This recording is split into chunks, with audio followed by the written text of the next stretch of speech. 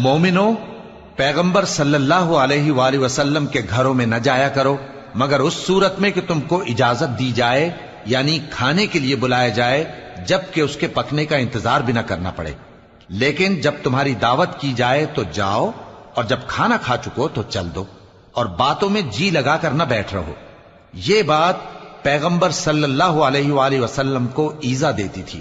اور وہ تم سے حیا کرتے تھے اور کہتے نہیں تھے، لیکن اللہ سچی بات کے کہنے سے نہیں شرماتا۔ اور جب پیغمبر صلی اللہ علیہ وآلہ وسلم کی بیویوں سے کوئی سامان مانگو تو پردے کے باہر سے مانگو،